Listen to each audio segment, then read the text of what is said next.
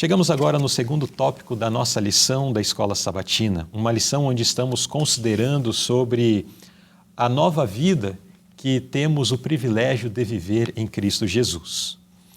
Irmã Sara, bom, o título do tópico, né? Do sofrimento à vitória. Irmã Sara, primeira pergunta, por que Deus permite de propósito que passemos por sofrimento e aflições? Por que Deus não elimina esses momentos mais tristes, mais complicados da vida daquele que aceita a Cristo?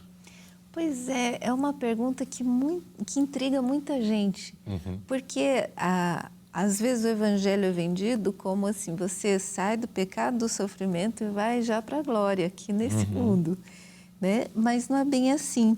Nós vamos entender aqui por esses dois textos.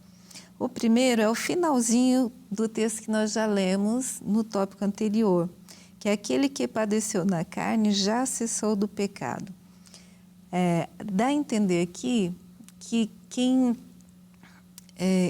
passou por um sofrimento, uma dor, ele abandonou o pecado, né? Ele virou as costas para o pecado, ele cessou. Aquilo ali foi uma forma de ajudá-lo a alcançar essa situação, de parar, né? Mas por quê? Que pecado é esse? Eu gostaria de falar um pouquinho sobre a experiência que Paulo conta dele mesmo, né?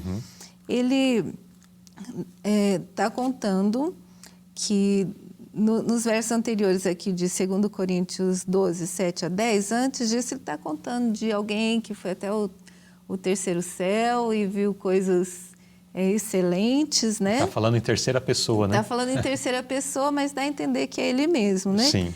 Porque depois, né, ele já falou isso anteriormente, então depois ele fala, e para que não me exaltasse pela excelência das revelações, foi-me dado um espinho na carne, a saber, um mensageiro de Satanás para me esbofetear, a fim de não me exaltar.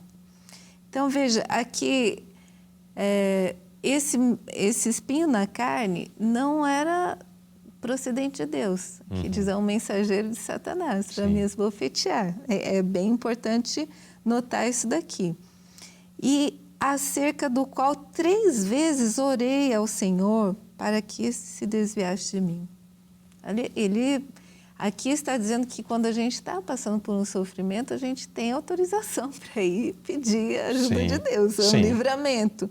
Só que a resposta não foi exatamente a que ele queria, a que ele esperava. A resposta de Deus foi, a minha graça te basta, porque o meu poder se aperfeiçoa na fraqueza. Então, Paulo entendeu que aquele mensageiro de Satanás que estava ali humilhando ele, isso aqui pode ser, esse espinho na carne pode ser uma enfermidade física, não se tem certeza do que era, né? Ou pode ser uma situação humilhante, alguma coisa que ele percebeu que Satanás estava ali tentando deixá-lo desanimado, abatido, de alguma forma assim. Ele percebeu que não vinha de Deus, ele mesmo disse, é o mensageiro de Satanás, mas Deus achou por bem que aquilo ali permanecesse. Por quê? Para que eu não me exaltasse, Paulo diz, para que eu não me exaltasse. Então, Deus sabia que depois de tantas revelações, de conhecer tantas coisas incríveis, né, que ele tinha visto, ele poderia se achar, né? Sim. Eu sou melhor que os outros, Então, isso abriu uma brechinha para o inimigo chegar perto.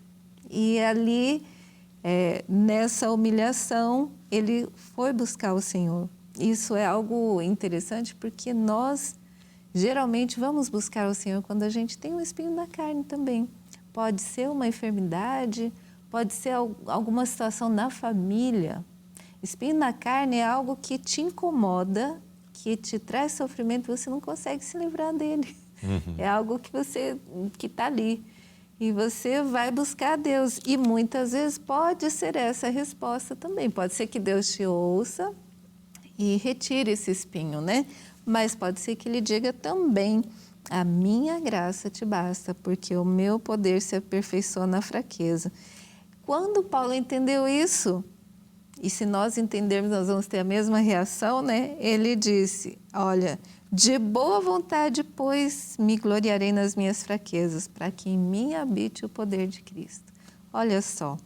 Então, se você está passando por uma provação que não veio à sua vida por causa da sua maneira de ser, de algum erro seu, algo que veio do acaso aí, que você não sabe a origem, e de alguma forma essa provação não está sendo tirada de você, lembre-se que você pode falar como falou Paulo, né?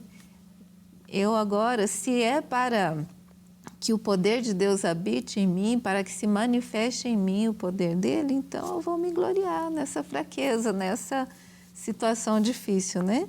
Então Deus tem um propósito. Então, além do exemplo de Paulo, nós temos aqui também o exemplo da irmã White, né? Ela também teve visões excelentes. E ficou com medo, né? Será que eu não vou me exaltar, não vou ficar arrogante, né? De me sentir melhor que os outros, porque eu tive um privilégio aí. E Deus falou para ela, olha, pode ficar tranquila. Né? Ela suplicou a Deus que não caísse nesse pecado. Ele falou, olha, ele ouviu a sua oração e atenderá. Se esse mal que você tanto teme a ameaçar, a mão de Deus se estenderá para salvá-la. Ele a atrairá pela aflição e preservará sua humildade. Pode ser que aquela aflição que você está passando é um meio de você ser atraído a Deus, né? E manter-se humilde. Então, nós não sabemos que espinho na carne era esse. Pode ser que seja um problema de vista, né? Decorrente da visão que ele teve de Cristo quando ele se converteu. Algumas pessoas defendem esse ponto de vista, mas de qualquer forma não está definido. O que está definido é que esse espinho na carne foi permitido por Deus. Ele deixou ficar ali para que a glória de Deus fosse manifestada, o poder de Deus fosse manifesto ali na vida de Paulo. Então nós podemos entender que Deus permite sempre com propósito, né? E nunca sem propósito. Deus jamais permitirá que algo aconteça sem um propósito na vida do crente. Agora, pensando nos propósitos, a irmã Sara então mencionou ali aí algumas questões, né? Como esta proteção contra o orgulho, contra a vaidade. Então, é uma forma de manifestar, uma forma de criar essa barreira contra nós mesmos, contra o egoísmo. Então, nós vemos que isso tem a ver com proteção e mesmo desenvolvimento da pessoa, né? Os textos aqui, eles não apontam para esse sentido, mas outras lições anteriores nós já estudamos e trouxe alguma coisa já semelhante ao que está sendo apresentado aqui. E me recordo que mencionamos questões como, através das provações, é que o nosso verdadeiro caráter se revela. Às vezes, quando está tudo bem, está tudo em paz, nós, às vezes, temos traços de caráter que nos levariam à perdição e nós não percebemos. Mas quando vem a prova, aquele traço de caráter se revela. Uma ira, um rancor, sei lá o quê. Se revela naquele momento da provação. E aí, com a sabedoria de Deus, isso é trabalhado, é vencido e seguimos adiante, né? Então, existe essa característica. E naquela lição que fez menção também à provação, ainda apresentou um último aspecto, que é para revelar para nós o quão ruim o mal é. Então, Deus permite que o sofrimento, a aflição se manifeste para nós vermos, olha, esse é o resultado, esta é a recompensa que o pecado traz. O pecado, de repente, em algum momento, pode até se manifestar como algo bonito, como algo que é aprazível, mas no final das contas mesmo, é sofrimento e aflição. Apenas isso. Então, ao vermos isso, não quero me envolver com esse negócio não. Porque muito pior ainda será a consequência no final de todas as coisas, né? Na destruição final. Então, existem esses diversos aspectos, e aqui enfocou principalmente essa questão de nos proteger de nós mesmos, que na outra lição daí não foi mencionado. E quando a gente está passando por uma provação, a gente fica, Senhor Jesus, volta logo, né? Como eu desejo que o Senhor volte. E às vezes, quando está tudo bem, a gente até esquece um pouco. Às vezes a gente esquece até de orar, né? Pois é. Então, Deus tem um propósito e nada acontece sem que haja da parte de Deus um direcionamento, um propósito a ser cumprido na vida daquele que está passando, então, por esse momento. Vamos à pergunta B. Embora tentado pelos desejos pecaminosos da carne, qual deve ser o objetivo de todo cristão? O objetivo de todo cristão deve ser viver segundo a vontade de Deus. E aí nós vemos uma situação difícil para o cristão, no sentido de que viver de acordo com a vontade de Deus é andar na contramão, né? Então, nós estamos tentados por desejos pecaminosos da carne. Pedro diz aqui alguns desses desejos pecaminosos, né? Mas, a despeito deles, nós devemos viver segundo a vontade de Deus. É o versículo para memorizar dessa lição, né? Ele vai voltar mais à frente, mais uma vez, mas para que no tempo que nos resta na carne. Eu vou voltar a falar mais tarde dele. Sim. Mas nós não vamos viver segundo as concupiscências dos homens. Concupiscência é aquele desejo que é muito forte. É algo assim difícil de dominar, né? Mas ao invés de andar segundo esses desejos, nós andarmos segundo a vontade de Deus. E eu acho muito interessante a ligação aqui com Efésios, Luzilei, porque é o seguinte: como que a gente passa a fazer a vontade de Deus? A viver segundo a vontade de Deus? Efésios faz uma comparação muito interessante. Para a gente não andar como os gentios, como os ímpios, né? Então, quanto ao trato passado, vos despojeis do velho homem. A imagem que tem aqui é comparando uma pessoa que está em andrajos, na rua, uma pessoa, um morador de rua que está aí com os trajes já todos desgastados, muito sujos. E aí ele diz aqui: despojeis do velho homem que se corrompe pelas concupiscências do engano. Nosso caráter se corrompe, estraga, é como um trapo de imundície, né? E aí o que ele diz? Tira isso, e aí vos renoveis no espírito da vossa mente, e vos revistais do novo homem, que segundo Deus é criado em verdadeira justiça e santidade. Então, para que você seja renovado, para você ser um novo homem, precisa abandonar o velho. Tira a velha natureza para colocar a nova. Claro que isso é só pela graça de Cristo. Não tem como eu tirar a minha própria natureza sozinha, sem a graça dele. Só que essa decisão é minha. Eu preciso tomar essa iniciativa. Senhor, eu não quero mais ser assim. Né? Para andar segundo a vontade de Deus, eu não posso colocar uma capa para encobrir os pecados. Eu tenho que ser outra criatura. É por isso que o nosso título aqui é Vivendo uma Nova Vida, uma nova roupa. Imagina assim uma pessoa que está em andrajos, depois vestida de maneira elegante, limpa e arrumada. É isso que Deus quer fazer com a gente, uma nova vida, né? E essa nova vida tem o objetivo de viver segundo a vontade de Deus. Isso. Muito bem. Então, aqui nós vemos um padrão que Deus estabelece para nós, né? Então, viver em novidade de vida ou viver esta nova vida, de fato, é participar desse processo transformador.